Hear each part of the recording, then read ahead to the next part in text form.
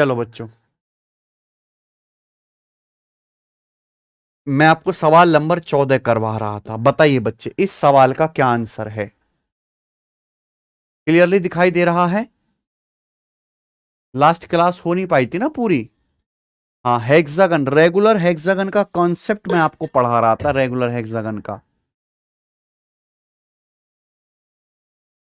और ये सवाल कर रहा था, सवाल नंबर 14, जो सीडीएस के पेपर में भी आया है, कैट के पेपर में भी आया है, और ये 2017 के सीजीएल के मींस के पेपर में भी आया है। सीडीएस के, कैट के एग्जाम में भी मेरे दोस्तों ये आया है ना। चलिए शुरू करते हैं मेरे भाई। दोबारा से बता दूंगा वो कॉन्सेप्ट। एक इक्विलेटरल ट्रायंगल है, इसका एरिया 300 सेंटीमीटर स्क्वायर है, ठीक है। इस कट फ्रॉम इट्स 3 वर्टिसेस, इसके तीनों वर्टिस को कट किया जाता है to form a regular hexagon, और कट करके एक रेगुलर हेक्सागन बनाया जाता है।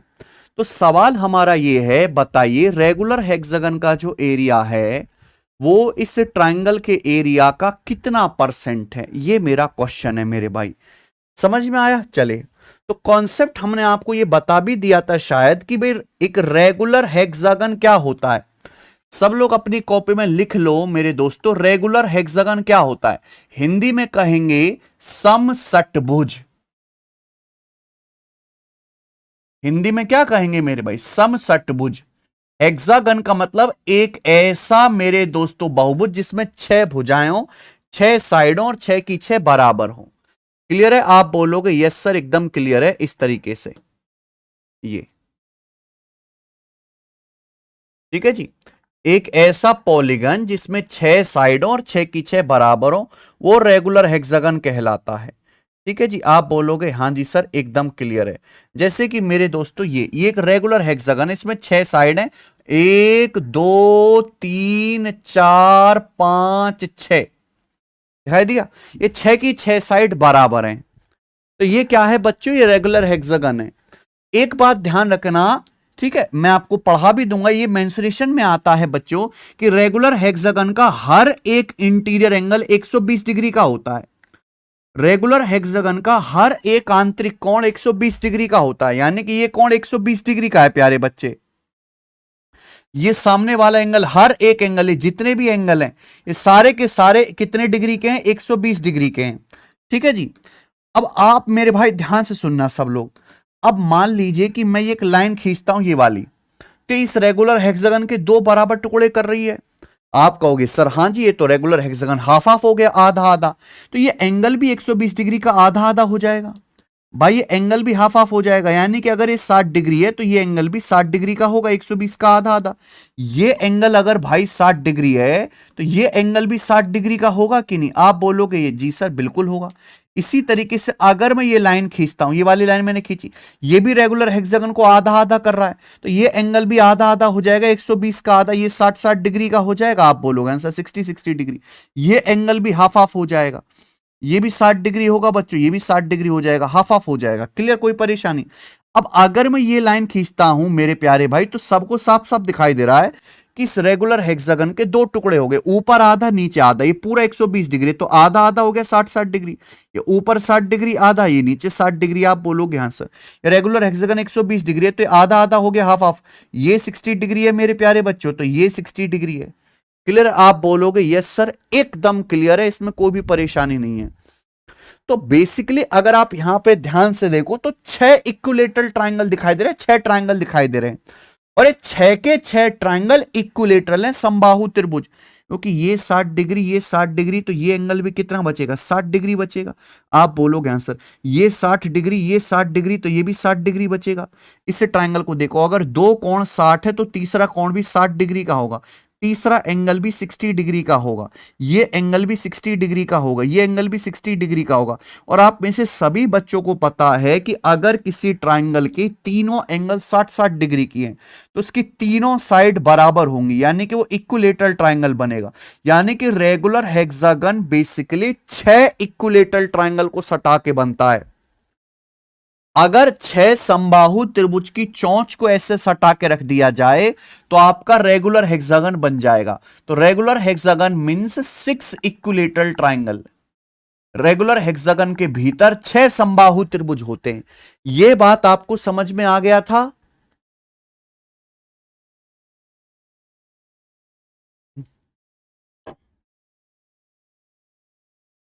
ये बात स्टूडेंट आपको समझ में आ गया था? कोई परेशानी?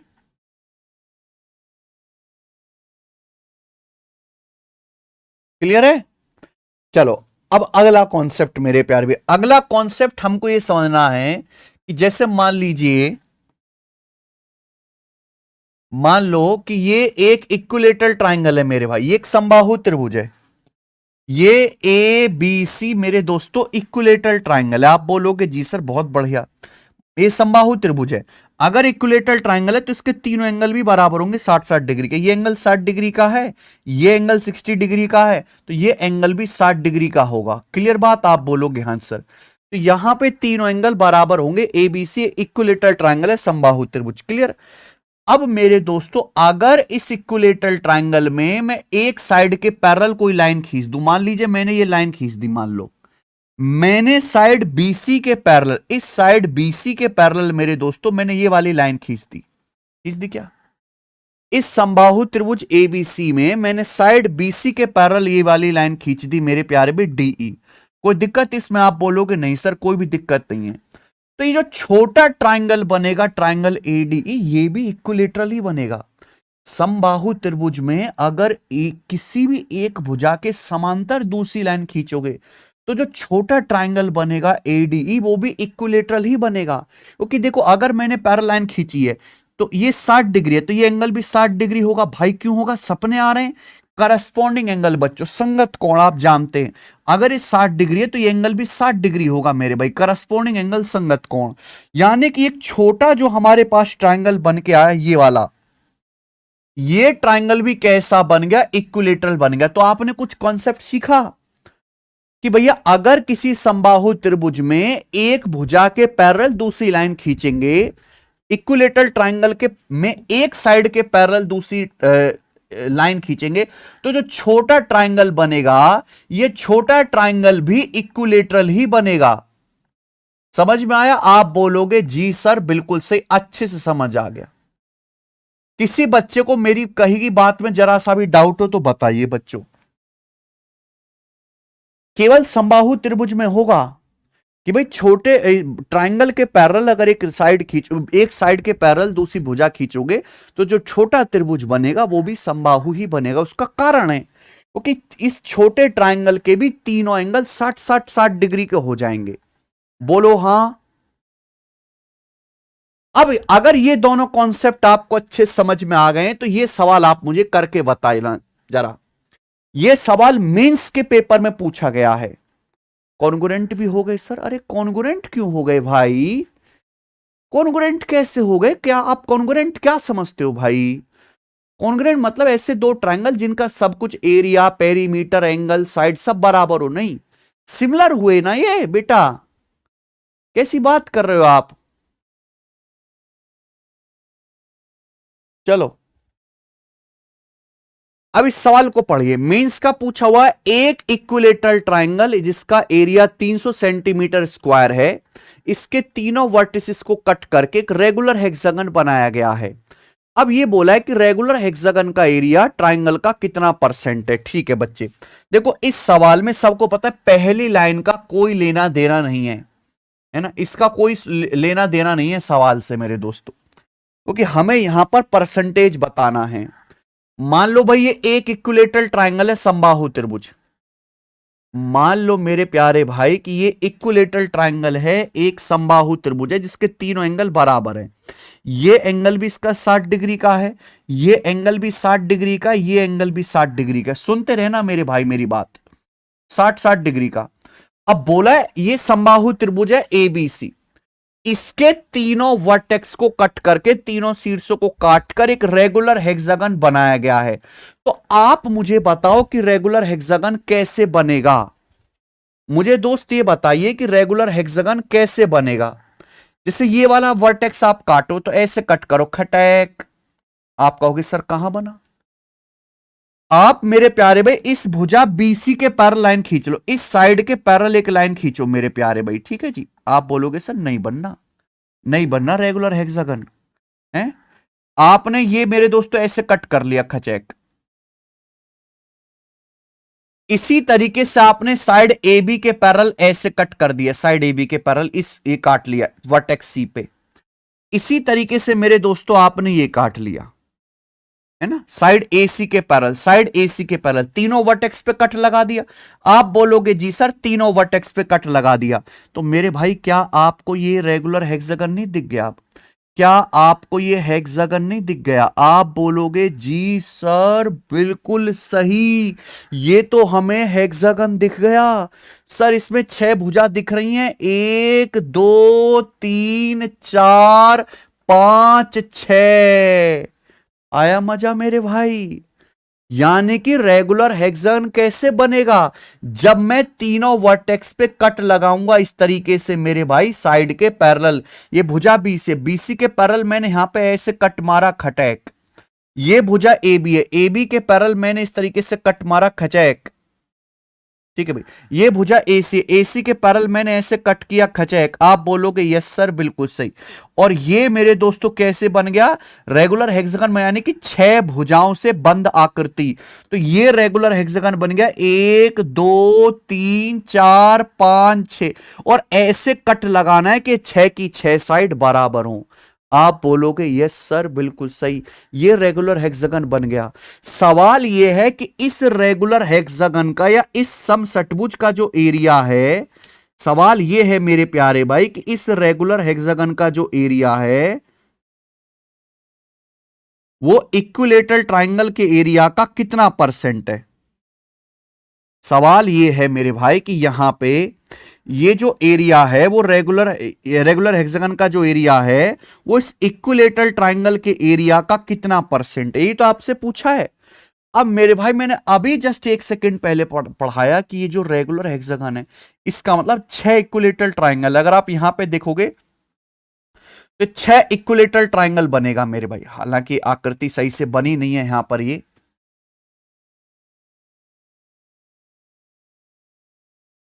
ठीक है जी। रेगुलर हेक्सागन का मतलब ही क्या है? 6 इक्विलेटरल ट्रायंगल। आप बोलोगे जी सर बिल्कुल सही। ये देखो ये 6 के 6 ट्रायंगल इक्विलेटरल होंगे। आप बोलोगे देखो इक्विलेटरल ट्रायंगल का मतलब है सारी भुजाएं बराबर, सारी भुजाएं बराबर। अब देखो जैसे आप इस वाले ट्रायंगल को देखो, इस वाले ट्रायंगल को, दोनों इक्विलेटरल होंगे, दोनों की साइड सेम है, दोनों की वाली साइड कॉमन है। ध्यान से देखिए ऊपर वाले इक्विलेटरल ट्रायंगल को, नीचे वाले को मेरे प्यारे भाई, ये वाली साइड जो है सेम है दोनों में। भाई जब मैं एक भुजा के पैरेलल इक्विलेटरल ट्रायंगल में एक साइड के पैरेलल दूसरी लाइन खींच रहा हूं तो छोटा वाला ट्रायंगल भी इक्विलेटरल बनेगा कि नहीं बनेगा? तो यहां पे ये ऊपर वाला ट्रायंगल भी और ये रेगुलर हेक्सागन का ट्रायंगल भी दोनों ही इक्विलेटरल है। आप बोलोगे हाँ सर। अगर ध्यान से देखोगे तो दोनों में साइड कॉमन है, ये साइड दोनों में कॉमन है। आप बोलोगे हाँ सर, तो इनका एरिया सेम होगा। अगर इसका एरिया 1 यूनिट है तो इसका एरिया भी 1 यूनिट होगा। और रेगुलर हेक्सागन में 6 इक्विलेटरल ट्रायंगल है, 6 के 6 का एरिया मेरे दोस्तों इक्वल आएगा 1 यूनिट। आप बोलोगे हाँ सर। यहां देखेंगे ये भी इक्विलेटरल है, ये भी इक्विलेटरल है, दोनों में ये साइड कॉमन है, दोनों की भुजा कॉमन है, तो एरिया भी बराबर होगा, इसका एरिया भी 1 यूनिट होगा। ये दोनों इक्विलेटरल ट्रायंगल, ये 1 है, इसका एरिया भी 1 होगा मेरे प्यारे भाई। क्लियर है? आप बोलोगे हाँ जी सर, हमें चाहिए रेगुलर हेक्सागन का एरिया पूरे इक्विलेटरल ट्रायंगल के एरिया का कितना परसेंट है। आप बताओ अगर पूरे इक्विलेटरल ट्रायंगल का एरिया देखें तो कितना है? 1 2 3 4 5 6 कोनों में 7 8 9 9 यूनिट। पूरे इक्विलेटरल ट्रायंगल का एरिया है 9 यूनिट। रेगुलर हेक्सागन का एरिया कितना है? 1 2 3 4 5 6 6 यूनिट। ये किससे कट गया? 3 से कट गया, 2/3। ये आ गया मेरे दोस्तों फ्रैक्शन में, आ गया फ्रैक्शन में। यानी कि रेगुलर हेक्सागन का एरिया इक्विलेटरल ट्रायंगल के एरिया का 2/3 है। अगर आपसे सवाल यह पूछा जाए कि समबाहु इस समषटभुज का एरिया समबाहु त्रिभुज का कितना है, तो 2/3 है। लेकिन आंसर पूछा परसेंटेज में, जैसे 2/3 आया आपका भिन्न में। किसी भी संख्या को परसेंटेज में बदलना है तो आप लोग 100 से गुणा कर दिया करो, परसेंटेज लगा दिया करो, तो ये आ जाएगा 200 को 3 से भाग करेंगे 66.66%। ये आ गया परसेंटेज में, जो कि पहला ऑप्शन हो गया। अब बताओ क्या ये मेरी बात आपको समझ में आ गई है? नेक्स्ट क्वेश्चन, सवाल देखिए आपके सामने, क्वेश्चन नंबर 15 बनाओ।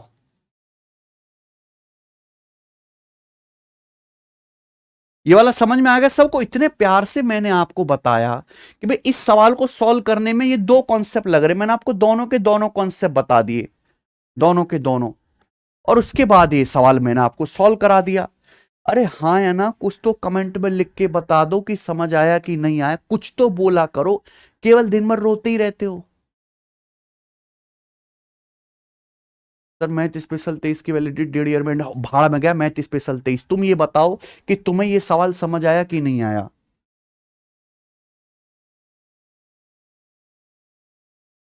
ये बताइए।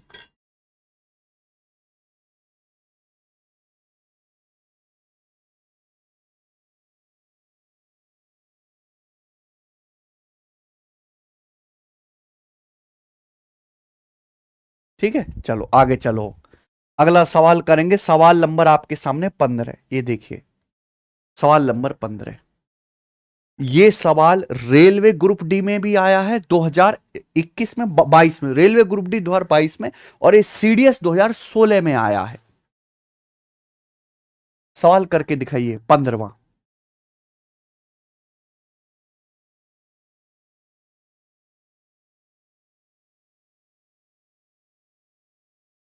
बहुत बढ़िया क्वेश्चन है, दिमाग लगाना पड़ेगा। आपके सामने देखिए डायग्राम दिया गया है। इस डायग्राम में ए बी सी एक समबाहु त्रिभुज है, तो ये A B C equilateral triangle है। इसमें ये जो एक्स वाई है बीसी के पैरेलल है, तो यहां जो एक्स वाई है, एक्स वाई बीसी के पैरेलल है।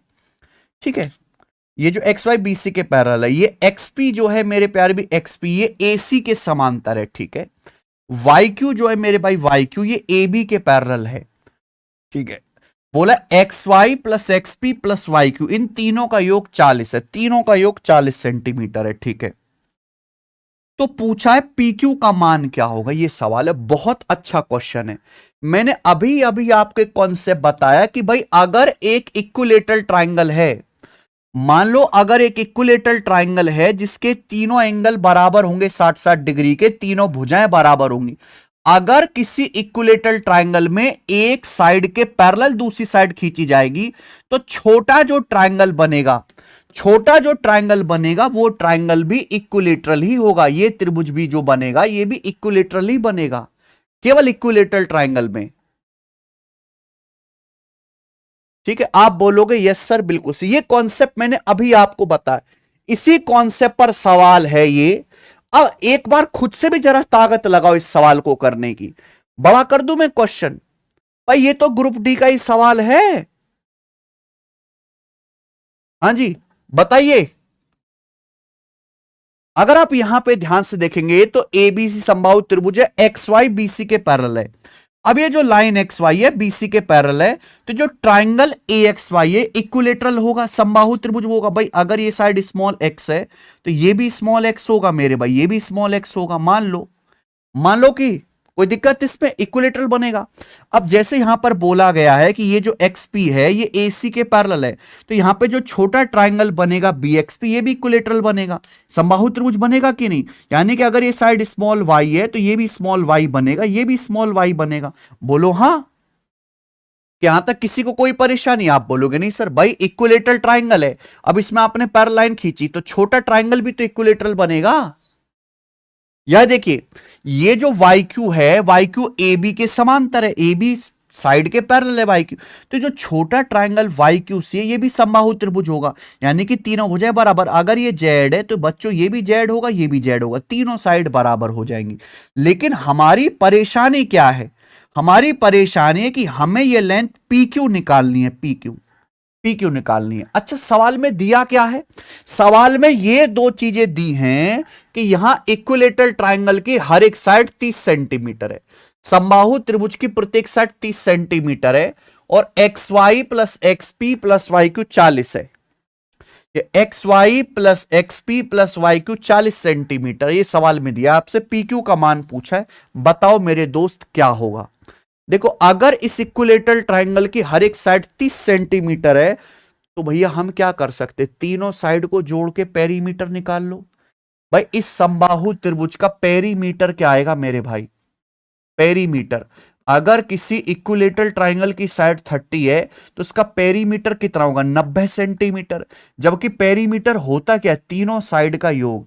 अगर आप ध्यान से देखिए, जब मैं तीनों साइड को जोड़ूंगा, ये ए बी, बी सी, ए सी, ये पेरीमीटर है भैया, ये पेरीमीटर है। इन तीनों साइड को अगर मैं जोड़ूंगा तो मुझे बताओ जोड़ने पर क्या आएगा। ये x प्लस एक्स 2x हो जाएगा, ये y प्लस वाई 2y हो जाएगा, ये z प्लस जेड 2z हो जाएगा, और ये p क्यू बचेगा।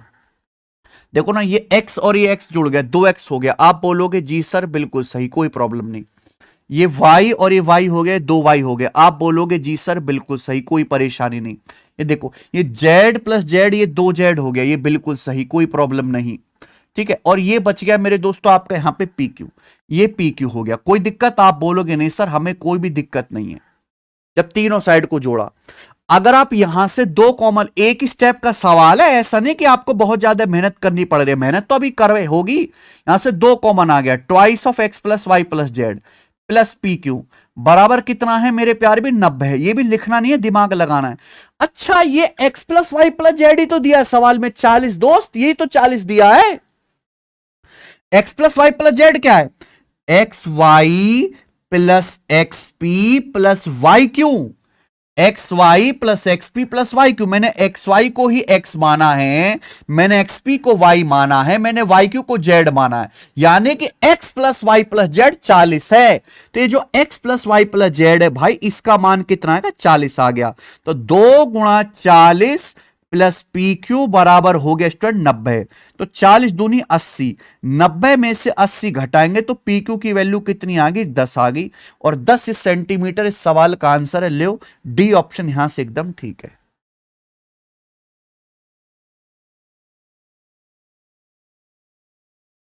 बताइए, क्या आप लोग अपने आप को इतना काबिल नहीं समझ रहे कि आप इस सवाल को पेपर में कर पाओ खुद से?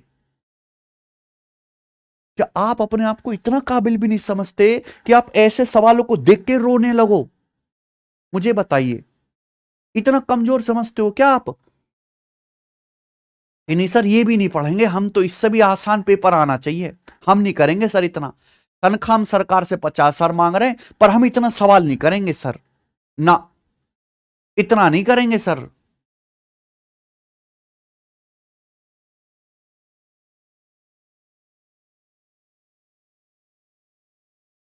रोने से काम नहीं चलेगा भाई, पढ़ने से काम चलेगा। मॉडरेट, ये तो मॉडरेट सवाल में की श्रेणी में आ रहा है। ऐसे सवालों को देख के भाग थोड़ ना सकते हो कि ना सर हम तो इजी जी करेंगे। इजी पेपर 50-60% आएगा, उसके आगे तो आपको कैसे करोगे फिर? सर 90 कहां से? हाँ भाई, यहां पे इक्विलेटरल ट्रायंगल की साइड 30 सेंटीमीटर दी है, तो तीनों भुजाओं का योग क्या आएगा, 30 30 30 90। पेरीमीटर क्या होता है, तीनों भुजाओं का योग 90।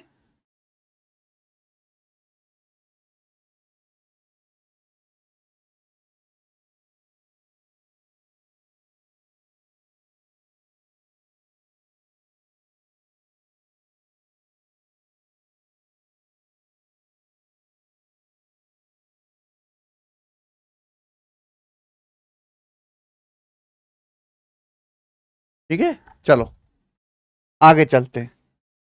अगला सवाल बहुत डिटेल में मैंने आपको बता दे, इतना करने की जरूरत नहीं है पेपर में, ये बताना। सवाल नंबर है आपके सामने 16। जल्दी से अगला क्वेश्चन, फिर से मैं आपको समय दे रहा हूं, सोच समझ के करके बताओ सब लोग। टाइम दे रहा हूं मैं आपको करने का, बताइए जल्दी से। हाँ बताओ भाई, किसी का हुआ? आप ये बहुत पुराना बढ़िया सवाल है भाई। दिए गए समबाहु त्रिभुज ए बी सी में प्रत्येक छोटे वृत्त की त्रिज्या 5 सेंटीमीटर है, ट्रायंगल एबीसी का पेरीमीटर क्या होगा? आपके सामने इक्विलेटरल ट्रायंगल दिखाया जा रहा है एबीसी, इसके अंदर ऐसे 6 इक्विलेटरल ट्रायंगल, सॉरी 6 सर्कल हैं मेरे भाई, छोटे छोटे छोटे छोटे 6 सर्कल है ना, 1 2 3 4 5 6। हर एक सर्कल की रेडियस 5 सेंटीमीटर है, हर एक सर्कल की। तो पूछा इसका पेरीमीटर। अगर पेरीमीटर निकालना है तो इस इक्विलेटरल ट्रायंगल की साइड निकालनी पड़ेगी, पेरीमीटर अपने आप आ जाएगा। बात समझ रहे हो? अगर आप ध्यान से देखोगे तो हर कोने से एक जैसा ही दिखाई दे रहा है। अगर भुजा बीसी से देखो पहले 3 सर्कल, फिर 2 सर्कल, फिर 1। अगर भुजा AB से देखो तो पहले 3 सर्कल, फिर 2 सर्कल, फिर 1। ऐसे ही भुजा AC से देखोगे तो पहले 3 सर्कल, फिर 2 सर्कल, फिर 1। हर जगह से एक जैसा है, तो आप किसी भी एक साइड पे कैलकुलेशन कर लो। यहां पे बोला गया कि हर छोटे सर्कल की रेडियस 5 है। मेरे भाई ध्यान से सुनना सब लोग, कि भाई ये इस सर्कल का सेंटर है, ये इस सर्कल का सेंटर है, ये इस सर्कल का सेंटर है। बोलो, अब मैं इन सभी सर्कल के सेंटर्स को मिला देता हूं। मैंने सभी सर्कल के सेंटर को मिला दिया, तो मुझे बताओ ये लेंथ कितनी बनेगी। मुझे ये बता दीजिए स्टूडेंट्स कि ये लेंथ कितनी बनेगी। यहां पे हर छोटे सर्कल की, इस सर्कल की रेडियस है मेरे दोस्तों 5 सेंटीमीटर। ये क्या है मेरे भाई, ये सर्कल की रेडियस है मेरे दोस्तों 5 सेंटीमीटर। मुझे बताओ ये पिंक लेंथ कितनी बनेगी। तो मेरे भाई इसकी रेडियस 5 है, इसका तो पूरा डायमीटर हो गया 10, इसकी रेडियस 5 है, तो 5 10 15 5 20 हो गया। आप बोलोगे हां जी सर बिल्कुल सही, कोई प्रॉब्लम नहीं है। सर ये तो 20 हो गया 20, यहां से यहां तक की जो लेंथ है मेरे दोस्तों कितनी हो जाएगी, 20 हो जाएगी। बताओ एक को भी किसी बालक को यहां पे डाउट आया हो कैसे, कि भाई इसकी रेडियस 5, इसकी 5 और बीच में इसका डायमीटर 5 5 10 है, तो 20 हो गया 20। आप मुझे बताओ मेरे भाई कि मान लीजिए सर्कल है और मैं किसी सर्कल की टेंजेंट खींचता हूं, तो ये पता होना चाहिए कि टेंजेंट और रेडियस के बीच में हमेशा 90 डिग्री का एंगल बनता है। ये एंगल हमेशा 90 डिग्री का होगा। तो यहां पर ये जो एंगल है बच्चों 90 डिग्री का होगा। ये एंगल 90 डिग्री का है, ये एंगल 90 डिग्री का है भैया, ये 90 डिग्री का है, तो ये 20 है, तो इसके जस्ट सामने ये लेंथ भी तो यहां से यहां तक की 20 आ जाएगी, ये लेंथ भी तो यहां से यहां तक की 20 आ जाएगी। आप बोलोगे जी सर बिल्कुल सही, कोई प्रॉब्लम नहीं है, कोई प्रॉब्लम नहीं है सर, 20 हो जाएगा। मैं आपको पढ़ा चुका हूं कि मान लीजिए कि ये एक जो है एंगल है और इसके अंदर ये सर्कल खींचा गया है, सर्कल खींचा गया है, सर्कल। अगर मैं सर्कल के सेंटर से इस एंगल को मिलाऊंगा तो ऊपर और नीचे बिल्कुल आधा आधा हो जाएगा, हाफ हाफ, थीटा थीटा। ये मैं आपको पहले भी बता चुका हूं और आप बिना गणित के रीजनिंग से भी ये बात समझते हैं मेरे भाई, कॉमन सेंस है। आप एंगल बी को देखो, इक्विलेटरल ट्राइंगल का हर एक एंगल 60 डिग्री होता है, समबाहु त्रिभुज का हर एक एंगल 60 डिग्री होता है। इसका सेंटर, अगर मैं सेंटर से इसको मिलाऊंगा तो हर बच्चे को पता है 60 डिग्री, तो आधा आधा हो जाएगा मेरे भाई 30-30 डिग्री। सब बच्चों को बात समझ में आ रही है भाई। ये एंगल बी है, एक सर्कल खींचेगा, इसका सेंटर है। अगर मैंने इसको मिला दिया तो इक्विलेटरल ट्रायंगल का हर एक एंगल 60 डिग्री होता है, तो ये हाफ हाफ हो जाएगा 30-30 डिग्री। ये 30 डिग्री, ये 30 डिग्री, हाफ हाफ हो गया। आप बोलोगे जी सर बिल्कुल एकदम करेक्ट बात है। अब आप मुझे एक बात बताइए कि भाई ये 90 डिग्री है, ये 90 डिग्री का एंगल है, 30 डिग्री का एंगल है, ये 30 डिग्री के सामने 5 है। मुझे आप बताइए कि भाई इस सर्कल की जो रेडियस है 5 है, 5, 30 डिग्री के सामने 5 है, तो ये एंगल तो मेरे दोस्त 60 डिग्री का है ना, 30 60 90। आपको मैं पढ़ा चुका हूं, अगर 30 डिग्री के सामने 1 होता है तो 60 डिग्री के सामने √3, हर बच्चा जानता है। ये 30 60 90 ट्राइंगल बनेगा, राइट एंगल ट्राइंगल। 30 डिग्री के सामने 5 है, तो 60 डिग्री के सामने आएगा 5√3। ये लेंथ 5√3 आ गई मेरे भाई। सेम टू सेम मेरे दोस्तों यहां भी हो गया। आप इसको मिलाइए, इक्विलेटरल ट्राइंगल का हर एक एंगल 60 डिग्री होता है, तो आधा आधा हो गया 30-30 डिग्री। आप बोलोगे हाँ सर। मेरे दोस्त अगर 30 डिग्री के सामने 5 है तो 60 डिग्री के सामने कितना आएगा, 60 डिग्री के सामने आएगा 5√3। अगर 30 डिग्री के सामने 5 है तो 60 डिग्री के सामने कितना आएगा मेरे दोस्तों, यहां पर 5√3 आएगा। कोई प्रॉब्लम, कोई परेशानी? आप बोलोगे नहीं सर कोई भी परेशानी नहीं है। तो आप बताओ इस इक्विलेटरल ट्राइंगल की पूरी साइड कितनी आ गई, पूरी भुजा। तो आप ये देखना 5√3 प्लस 5√3 10√3 हो गया, 10√3। और ये मेरे दोस्तों हो गया +20। ये इक्विलेटरल ट्राइंगल की एक साइड आ गई, एक भुजा, एक भुजा। बहुत धीरे पढ़ा रहा हूं आज। तो इक्विलेटरल ट्राइंगल का मेरे दोस्तों पेरीमीटर क्या आएगा, सवाल में पूछा है परिमाप, परिमाप ही पूछा है ना, तो इसका 3 गुना आपको करना पड़ेगा, इसका 3 गुना। ये पेरीमीटर आएगा इक्विलेटरल ट्राइंगल का परिमाप। भुजा की 3 से गुणा कर दो, ये पेरीमीटर होगा। कोई ऑप्शन है? B option. देखो 20 और 10 में 10 कॉमन आ जाएगा, और अंदर से 10 कॉमन लेंगे तो 3 2 30 हो जाएगा। ब्रैकेट में बचेगा 2 + √3, तो 30 × 2 + √3 हो गया मेरे दोस्तों। ये रहा बी ऑप्शन, यहां पे सही है। बताओ कोई समस्या इसमें? भाई बहुत आसान सवाल नहीं था, हर एक जगह कैलकुलेशन नहीं करने, एक साइड पे कैलकुलेशन कर लो, क्योंकि भाई समबाहु त्रिभुज की तो तीनों भुजाएं बराबर होती है ना, एक भुजा निकल गई, 3 पेरीमीटर पूछा है, 3 से सीधा मल्टीप्लाई, पूरी कैलकुलेशन थोड़ा ना करनी होती है। आगे चलेंगे दोस्त, ये हमारा था यहां पर 16वां सवाल नंबर 17, ये बताइए क्वेश्चन नंबर 17। यस, ये जो सवाल है ये भी सीजीएल 2017 मेंस के पेपर का है। देखो भाई, सीजीएल 2017 का जो पेपर था वो बहुत ही बढ़िया था, बहुत बढ़िया। इसके बाद मेरे प्यारे भाई टीसीएस ने पेपर कराना शुरू किया और पेपर का लेवल एकदम गिरा दिया, कट ऑफ आसमान में पहुंचा दी, आसमान में कट ऑफ, यानी कि इतनी हाई कट ऑफ जितना बच्चों के बोर्ड में एग्जाम नहीं आते उसको उतने नंबर लाने पड़ रहे हैं सरकारी नौकरी लेने के लिए। 2018 से पहले के अगर आप पेपर्स को सॉल्व करेंगे तो बहुत सारे सवाल बहुत ज्यादा लॉजिकल और टफ आते थे। होगा मित जाट जी, सर मैंने बी ऑप्शन ही कहा था। वेरी गुड शुभम, ये बताओ, आपके सामने डायग्राम दिया गया है, 2 circle are placed in equilateral triangle. चलो ये बता दिया कि ये इक्विलेटरल ट्राइंगल है, इस इक्विलेटरल ट्राइंगल के भीतर 2 सर्कल बनाए गए हैं। तो आपसे क्या पूछा है, what is the ratio of area of smaller circle to that of equilateral triangle. अच्छा, यहां पे जो चीज पूछी गई वो ये है कि स्मॉलर सर्कल, छोटे वाले सर्कल, और इस इक्विलेटरल ट्राइंगल के एरिया का रेशियो क्या है। ओके बच्चों, इस सवाल में छोटे वाले सर्कल, स्मॉल सर्कल और हमारा जो यहां पर इक्विलेटरल ट्राइंगल है, जो समबाहु त्रिभुज है, इन दोनों के एरिया का रेशियो पूछा गया है। तो इक्विलेटरल ट्राइंगल के अंदर इस तरीके से 2 सर्कल बनाए गए हैं। ठीक है, अब ध्यान से सुनेगा मेरे भाई, ये कॉन्सेप्ट मैं आपको पहले ही पढ़ा चुका हूं और आज देखो मैं आपसे पूछता भी हूं, ये दोनों सर्कल के सेंटर्स होंगे। ये जो ब्लू वाला सर्कल है ये क्या, ये इक्विलेटरल ट्राइंगल का इन सर्कल है। मैं आपसे पूछूं ये सर्कल कौन सा है, ये इक्विलेटरल ट्राइंगल का इन सर्कल है, अंतःवृत्त, ये तीनों साइड को टच कर रहा है, तीनों भुजाओं को, है ना। यहां इस कोने पे एक छोटा सर्कल बना दिया गया। आप मुझे बताओ, क्या आपको याद है कि इस छोटे वाले सर्कल की रेडियस का और इस इन सर्कल की रेडियस का रेशियो क्या होगा, इन दोनों सर्कल की रेडियस का रेशियो क्या होगा, क्या आपको याद है कि भूल गए, क्या आप लोगों को याद है कि भूल गए। पहले आप मुझे बताओ कि इक्विलेटरल ट्राइंगल के अंदर इस तरीके से इन सर्कल खींचा गया है, इस कोने में देखो, ये इस कोने में भी हो सकता था, इस कोने में भी, इस कोने में, हर कोना एक है, कोई सा भी पकड़ लो। इन दोनों की रेडियस का रेशियो बहुत बढ़िया है, सब बच्चों को याद है, मैं तो ऐसे ही समझ रहा था, 1:3, 1:3 होता है, छोटे की रेडियस 1 है तो ये 3 है। आप बोलोगे हाँ जी सर, क्लियर है।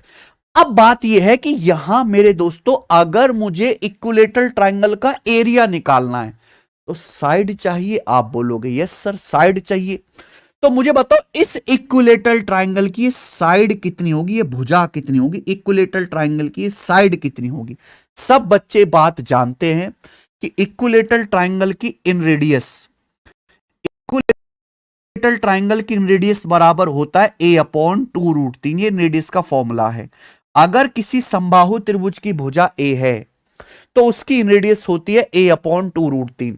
यहां जो इक्विलेटरल ट्राइंगल है उसकी इन रेडियस ये 3 है, ये इन रेडियस ही तो है, ये समबाहु त्रिभुज के इन सर्कल की रेडियस है, इन रेडियस 3। तो स्मॉल r मेरे प्यारे भाई यहां पर ये 3 है, तो इक्विलेटरल ट्राइंगल की साइड कितनी आ जाएगी, 3 दूनी 6√3। ये इक्विलेटरल ट्राइंगल की भुजा आ गई 6√3। बोल हाँ, आप बोलोगे यस सर 6√3। तो मेरे भाई अब तो कुछ है ही नहीं, ये इक्विलेटरल ट्राइंगल की साइड आ गई 6√3। इस सवाल में कुछ बचा क्या, कुछ भी नहीं बचा। एरिया का रेशियो बताना है, छोटे सर्कल का, देखो सर्कल का एरिया πr², छोटे सर्कल की रेडियस 1 है, तो छोटे सर्कल का एरिया π×1 का स्क्वायर। इक्विलेटरल ट्राइंगल की साइड है 6√3, तो इक्विलेटरल ट्राइंगल का एरिया क्या आएगा, √3/4, 6√3 का स्क्वायर, √3/4 भुजा का वर्ग होता है। आप बोलोगे यस सर बिल्कुल सही, यही होता है। तो ये क्या आ जाएगा भाई, पाई आ जाएगा। नीचे क्या बचा मेरे दोस्तों, जल्दी से बता दो आप लोग, 6√3 का स्क्वायर, 6√3 का स्क्वायर क्या आएगा, 36 दिया 108, 4 से 108 कटेगा 27 बार, 27√3 आ गया। तो पाई बटे 27√3 आ गया। कहां गया दोस्त, ये रहा, सी ऑप्शन करेक्ट है। √3/4, 6√3 का स्क्वायर क्या आएगा, 6√3 का 36 दिया 108, 4 से 108 27 बार कट गया, 27√3। देखो अब भी तुम गलत कर रहे हो भाई, सी ऑप्शन आंसर है। अगर किसी इक्विलेटरल ट्रायंगल की साइड ए है तो उसका एरिया √3/4a² होगा।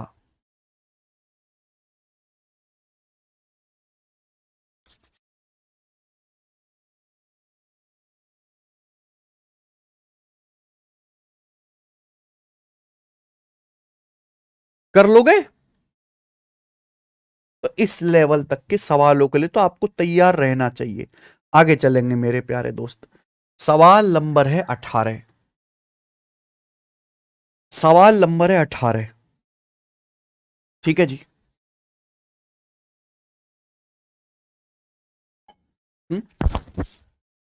आगे देखो, ये सवाल नहीं है, मैं कई साल से सवाल करवा रहा हूं। ये सवाल रेलवे में भी आ चुका है, सीडीएस में भी आ चुका है, कैट के पेपर में भी आ चुका है। एसएससी में पता नहीं क्यों नहीं पूछता ये वाला सवाल। ध्यान से सुनेगा प्यारे बच्चों, कॉन्सेप्ट पहले समझना है, उसके बाद सवाल अपने आप हो जाएगा। पहले कॉन्सेप्ट समझिए। ये कॉन्सेप्ट किसी भी ट्रायंगल के लिए लगेगा। मान लो बच्चों, मैंने आपके सामने एक ट्रायंगल बना लिया। ध्यान से सुनना मेरे प्यारे भाई।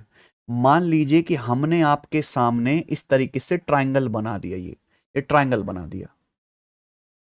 ठीक है, सब बच्चे ध्यान सुनेगा।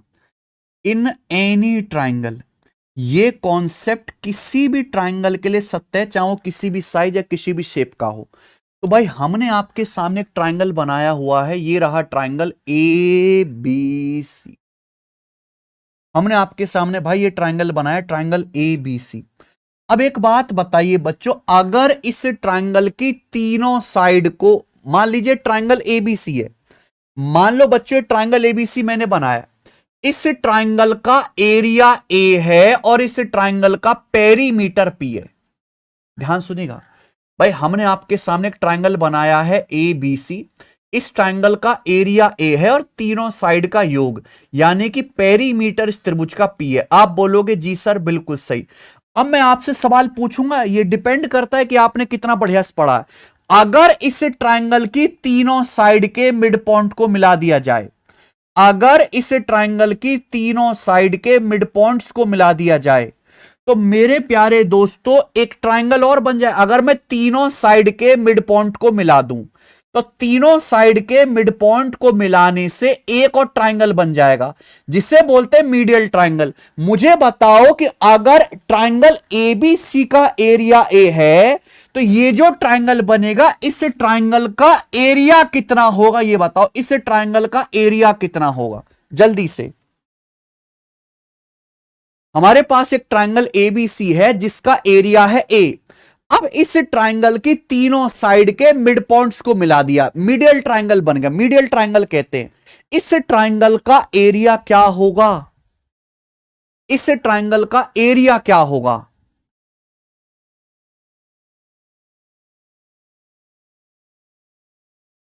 बहुत बढ़िया, मीता शर्मा सबसे पहले, मीता शर्मा ने बताया, वेरी गुड। 1/4A। अगर किसी ट्रायंगल की तीनों साइड के मिड पॉइंट को मिलाएंगे तो इसका 4 ट्रायंगल बनते, सबका एरिया बराबर होता है। इस मीडियल ट्रायंगल का जो एरिया होता है वो ओरिजिनल ट्रायंगल का 1/4 होता है। 1/4। अगर ओरिजिनल ट्रायंगल का एरिया A है तो इस ट्रायंगल का एरिया हो जाएगा A/4। अच्छा, पेरीमीटर क्या हो जाएगा, आधा। ऐसा क्यों, पेरीमीटर आधा हो जाएगा मेरे भाई, आप समझते नहीं है।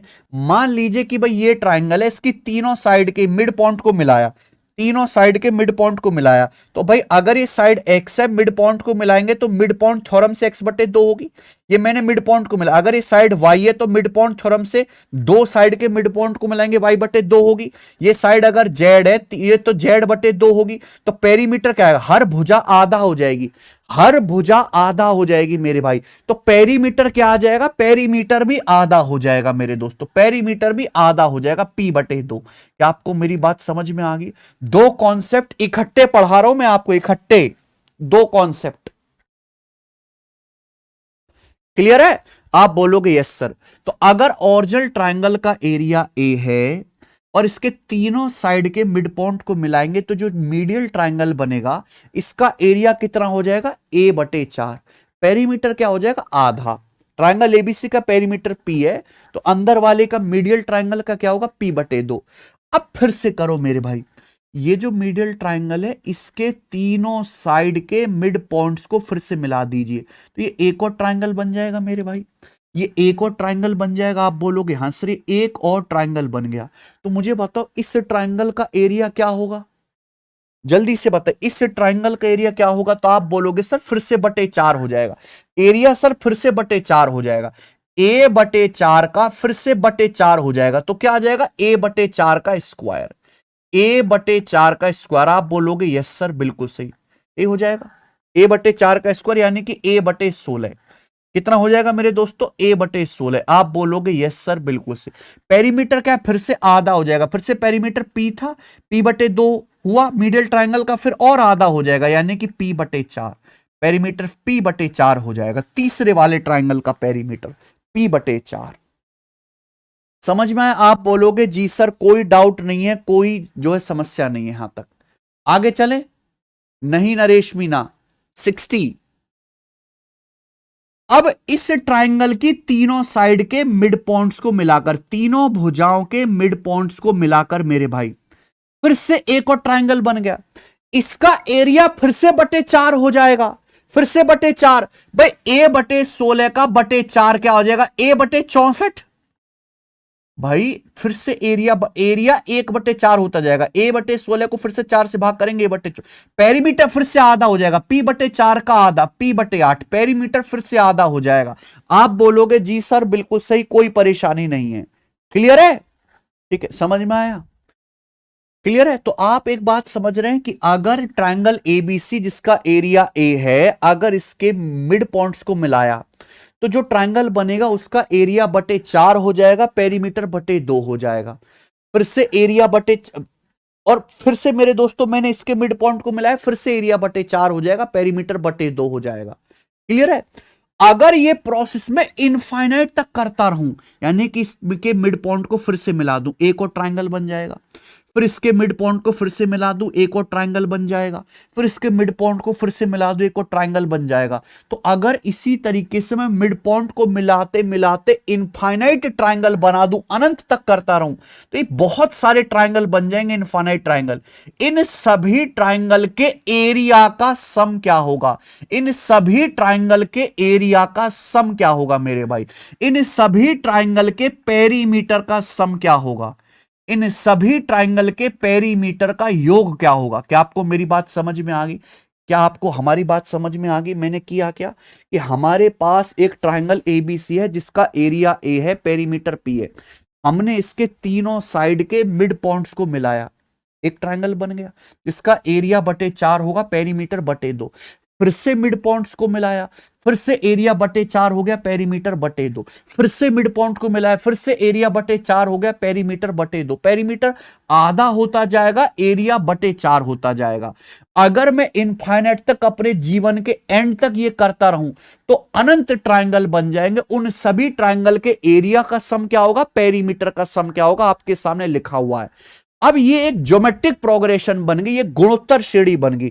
ज्योमेट्रिक प्रोग्रेशन आप समझते ही हैं, किसी भी ज्योमेट्रिक प्रोग्रेशन के इनफाइनाइट टर्म्स के सम का फॉर्मूला होता है a बटे 1 माइनस आर।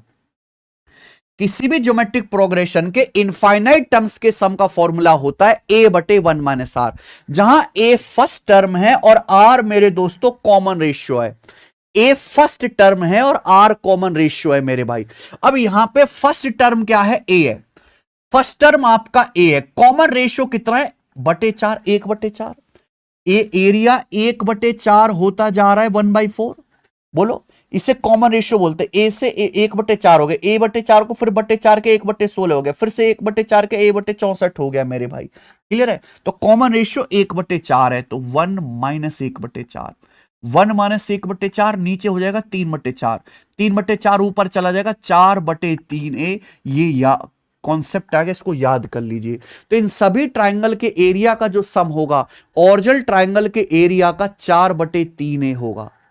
पेरीमीटर का सम क्या आएगा? पेरीमीटर क्या होता जा रहा? आधा होता जा रहा, 1/2 होता जा रहा है। कॉमन रेशियो है मेरे भाई। किसी भी ज्योमेट्रिक प्रोग्रेशन के इनफाइनाइट टर्म्स के सम का फॉर्मूला क्या है? पहला टर्म आपका पी है, कॉमन रेशियो 1/2 है, 1 माइनस 1/2, नीचे 1/2 आ गया, 1/2 ऊपर चला, ये पी अपॉन 1/2 हो गया, ये 2 के ऊपर गुणा हो जाएगी तो 2p आ गया मेरे भाई, 2p। ये है, याद कर लीजिए सब बच्चे अपनी कॉपी में।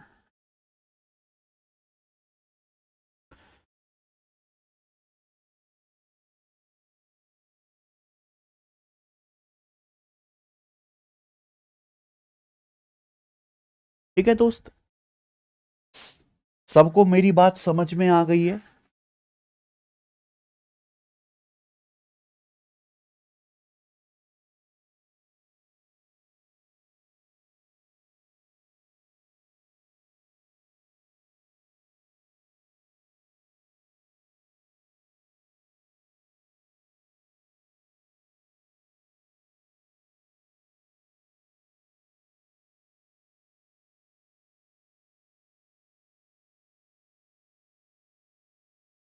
सवाल करके दिखाइए, सवाल नंबर 18।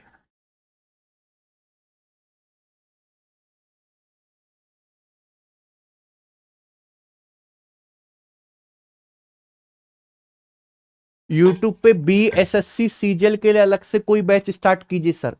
नहीं बेटा, यूट्यूब पढ़ाने के लिए थोड़ना है, यूट्यूब इज फॉर दंगा, लड़ाई,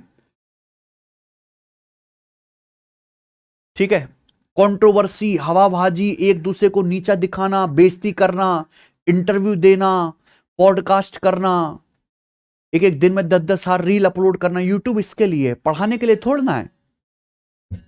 मैं अगर सीरियसली बताऊं तो मैं दिन में 2 घंटे से ज्यादा यूट्यूब पे फ्री पढ़ाता हूं, डेली, डेली के डेली 2 घंटे। हमारे 2 चैनल हैं, गगन प्रताप मैथ्स और मैथ्स कॉन्सेप्ट किंग। डेली कम से कम 2 घंटे का पढ़ाई का कंटेंट अपलोड होता है शांति से, डेली 2 घंटे। और 2 मिनट से भी कम टाइम, 2 मिनट से भी कम टाइम का हम शॉर्ट्स या रील अपलोड करते हैं। लेकिन कड़वी सच्चाई यह है कि उन 2 मिनट से भी कम शॉर्ट्स का रील का वॉच टाइम 2 घंटे की पढ़ाई की वीडियो से ज्यादा होता है। हम क्यों डालते? क्योंकि हमारा चैनल एक्टिव रहेगा। अगर कोई बच्चा आएगा चैनल पे, चलो हम कोई उसको मोटिवेशन दे रहे हैं, तो पढ़ाई वाली जो वीडियो हमने साथ साथ डाली है उसको भी देख लेगा। इसलिए हमें करना पड़ता है। बच्चे को, बच्चा खुद नहीं पढ़ता, आज के समय बच्चा जबरदस्ती पढ़ाना पड़ता है, ऐसा समय है। वो जमाना बीत गया, बच्चे को जबरदस्ती पढ़ाना पड़ता है। क्योंकि ना इंटरनेट जब से आया तो डिस्ट्रैक्शंस बहुत सारे हैं बच्चे के सामने, बच्चे तक पढ़ाई वाली वीडियो पहुंच ही नहीं पाती, उसको जबरदस्ती खींच के लाना पड़ता है, हाँ अब तू आ जा, और उसमें बताना पड़ता है, फिर तब जाके बच्चा पढ़ाने वाली वीडियो तक, पढ़ने वाली वीडियो तक पहुंचता है। बच्चे को यह नहीं दिखता कि डेली 2 घंटे से ज्यादा का फ्री वीडियोस हैं, फ्री प्रैक्टिस सेशन हम कराते हैं डेली, एक भी दिन का गैप किए बिना।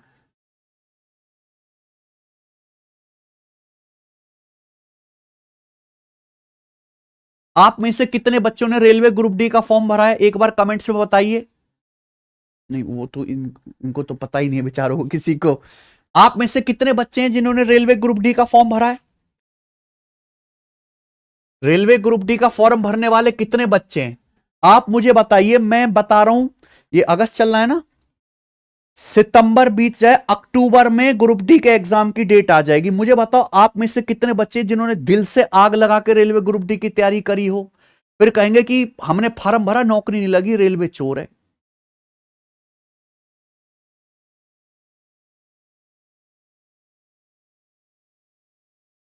ये आप मैथ्स कॉन्सेप्ट किंग अगर यूट्यूब चैनल पे जाएंगे मेरे भाई, हमारा भी तो पढ़ाने का जो फ्लो खराब होता है। डेली रेलवे ग्रुप डी के प्रैक्टिस सेट सॉल्व करा रहे हैं, और ये ऐसा नहीं है जो आपको कहीं और मिल जाएंगे। इस लेवल के सवाल, इस लेवल का कंटेंट, इस तरह का एक्सप्लेनेशन आपको कहीं और दूसरी जगह मिलेगा ही नहीं। देखो सब ने भरा है। कितने बच्चों ने प्रैक्टिस सेट लगाए हमारे साथ ही जाके, आप बताइए जरा, कितने बालकों ने प्रैक्टिस सेट लगाए हैं?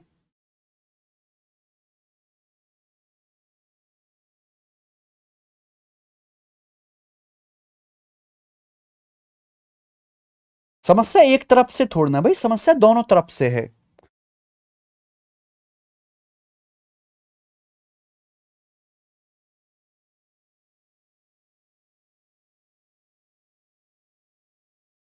इनको तो पता ही नहीं है क्या चल रहा है। बहुत बढ़िया बालक हो भाई तुम हैं। हाँ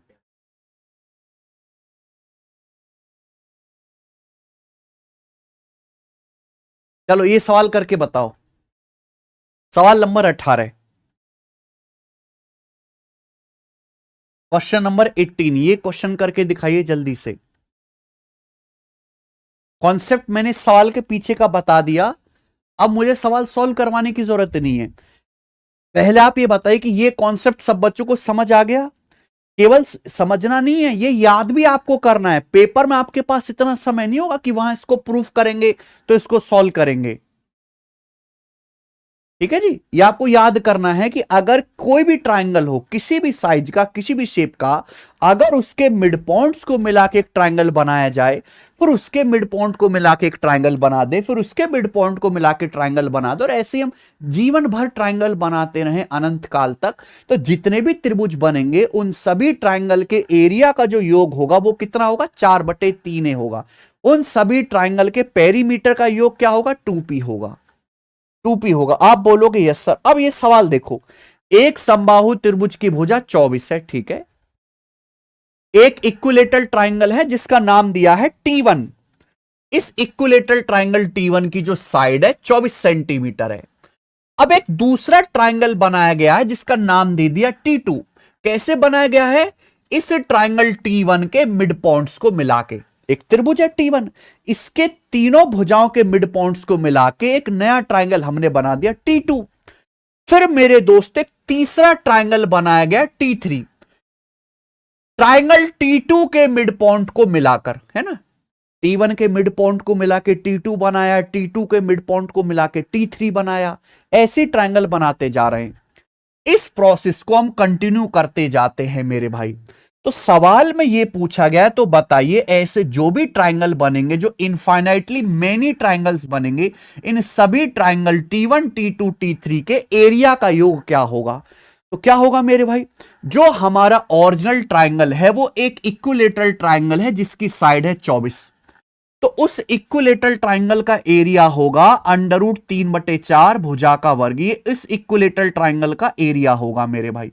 मैंने बताया कि अगर आप ऐसे इनफाइनाइट ट्राइंगल्स बनाएंगे तो सभी ट्राइंगल्स के एरिया का जो योग होगा वो 4/3 होगा। 4/3 से आपको मल्टीप्लाई करनी है, 4/3। आप बोलोगे जी सर बिल्कुल सही। ठीक है जी। तो यहां पे मेरे दोस्तों क्या आ जाएगा? 4 से आपका ये 4 कट जाएगा। उसके बाद 3 से 576 आप काट लेंगे तो 192√3, 192√3 सवाल का आंसर है। बताइए ए ऑप्शन।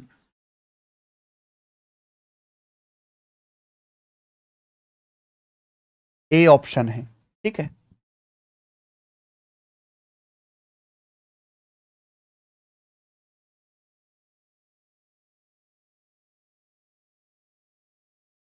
करो।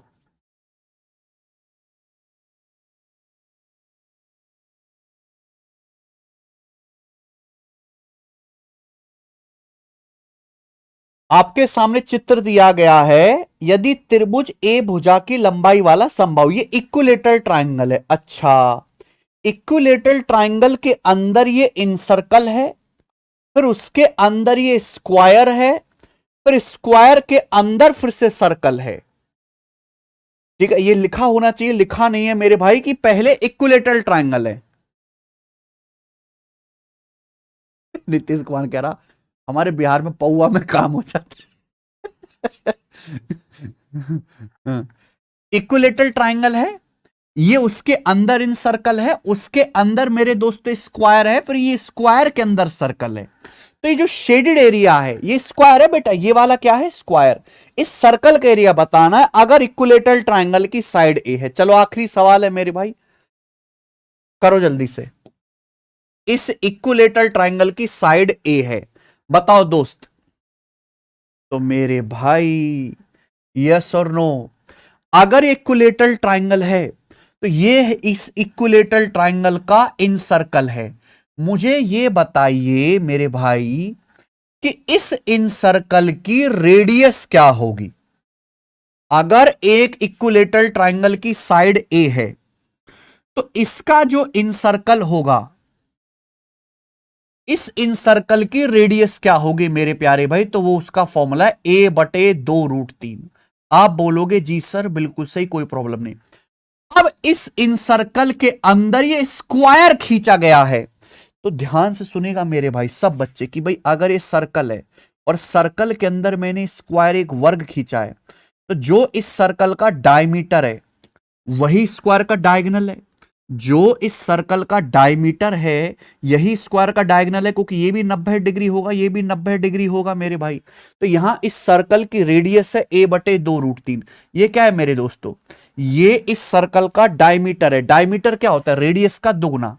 तो डायमीटर क्या आ जाएगा, इस a/2√3 का दुगुना, a/√3। आप बोलोगे जी सर बिल्कुल सही, यानी कि डायमीटर आ गया a/√3। ये आ गया। ये जो है इस स्क्वायर का जो है डायगोनल भी है और इस सर्कल का डायमीटर भी है। ध्यान से सुनेगा मेरे दोस्त, ये आपको इक्विलेटरल ट्रायंगल का इन सर्कल दिख रहा है, इसकी रेडियस है a/2√3। ये सर्कल का मेरे दोस्तों इसके अंदर स्क्वायर बनाया गया, ये सर्कल का डायमीटर भी होगा और इस स्क्वायर का डायगोनल विकर्ण भी होगा a/√3। समझ में आया। अब आप मेरी बात ये बताइए कि भाई ये स्क्वायर है, अगर इस वर्ग का स्क्वायर आप समझते हैं इसकी चारों भुजाएं बराबर हो, अगर इस स्क्वायर का डायगोनल ही a/√3 है, तो क्या मुझे इस क्लास में कोई ये बताने वाला है कि इस स्क्वायर की साइड कितनी होगी, इस स्क्वायर की साइड कितनी होगी, इस स्क्वायर की साइड कितनी होगी। सब बच्चों को पता है कि स्क्वायर का जो डायगोनल होता है वो भुजा का √2 गुना होता है। स्क्वायर का जो डायगोनल है यहां पे a√3, स्क्वायर का जो डायगोनल है a/√3, ये स्क्वायर की साइड का √2 गुना है। तो यहां से स्क्वायर की जो साइड आएगी मेरे प्यारे भाई वो कितनी आ जाएगी, a/√6। ये स्क्वायर की साइड आ जाएगी यहां से यहां तक a/√6। किसी बच्चे को इसमें कोई समस्या, किसी बालक को बहुत ज्यादा दिमाग लगाना है मेरे दोस्तों, बहुत ज्यादा, कोई आसान काम नहीं है। अगर हमें शेडेड एरिया निकालना है तो इस सर्कल की रेडियस पता करनी होगी। सभी बच्चे आप जानते हैं कि अगर स्क्वायर है, स्क्वायर की चारों भुजाएं बराबर होते हैं, मान लो ये चारों भुजाएं x x x हैं, तो इसका डायगोनल क्या आ जाएगा, पाइथागोरस थ्योरम लगाओगे √2x डायगोनल होता है, यानी कि स्क्वायर का डायगोनल भुजा का √2 गुना होता है। अगर स्क्वायर की साइड हमें पता करने, साइड का √2 गुना होगा स्क्वायर का डायगोनल, स्क्वायर का डायगोनल a/√3 है, तो स्क्वायर की साइड क्या आएगी, √2, नीचे आएगा √2 की √3 में गुणा a/√6 आ गया। क्लियर है, दिमाग लगाना है मेरे भाई, आसान काम नहीं है। तो ये आ गया स्क्वायर की साइड। आप बोलोगे जी सर बिल्कुल सही, लेकिन आप कहोगे सर क्वेश्चन कहां सॉल्व हो रहा है, हमें शेडेड एरिया निकालना है। शेडेड एरिया निकालना यानी कि सर्कल की रेडियस। अब आप फिर से सोचो मेरे दोस्तों, ये स्क्वायर है, अगर किसी स्क्वायर के अंदर ये सर्कल खींचा जाता है, स्क्वायर के अंदर मैंने सर्कल खींचा, तो जो स्क्वायर की साइड है, जो स्क्वायर की साइड है मेरे भाई, ये a/√6 निकाली मैंने स्क्वायर की साइड, वही इस सर्कल का डायमीटर भी है, वही इस सर्कल का डायमीटर भी है, साफ साफ दिख रहा है। केवल गणितनी रीजनिंग से भी सोचो, जो वर्ग की भुजा है वही इस सर्कल का व्यास भी है, ये व्यास हो गया। यानी कि सर्कल की रेडियस क्या होगी मेरे भाई, स्क्वायर की साइड का आधा, a/√6 का आधा, a/2√6। ये इस सर्कल की रेडियस आ जाएगी, अंदर वाले सर्कल की रेडियस। ये जो रेडियस आ जाएगी इस सर्कल की मेरे भाई, वो स्क्वायर की साइड का आधा, a/√6 का आधा, a/2√6 सर्कल की रेडियस आ गई, अंदर वाले सर्कल की रेडियस a/2√6। तो इस सर्कल का एरिया क्या आएगा, πr², पाई a/2√6 का स्क्वायर। तो कितना आ जाएगा मेरे भाई, नीचे 4×24, πa²/24। और ये सवाल का आंसर था, बात खत्म। ये शेडेड एरिया आएगा, कहां गया, ऑप्शन नंबर यहां से डी करेक्ट है, शेडेड एरिया। बढ़िया सवाल है कि नहीं, देखो कितना सारा कॉन्सेप्ट एक सवाल में लगा। ऐसा नहीं कि इसमें आपको बहुत, ये पूरा सवाल फिगर के अंदर ही सॉल्व होना है, लेकिन बहुत ज्यादा कंसेप्चुअल क्लैरिटी चाहिए। इस यहां पे इक्विलेटरल ट्रायंगल की साइड है, तो इन सर्कल की रेडियस ये है, डायमीटर जो इस सर्कल के अंदर एक स्क्वायर खींचा गया है मेरे भाई, तो जो सर्कल का डायमीटर है वही स्क्वायर का डायगोनल है। तो स्क्वायर का डायगोनल पता चला, वहां से स्क्वायर की साइड आई, फिर वहां से अंदर वाले सर्कल की रेडियस आई, तब जाके सवाल हुआ। ठीक है,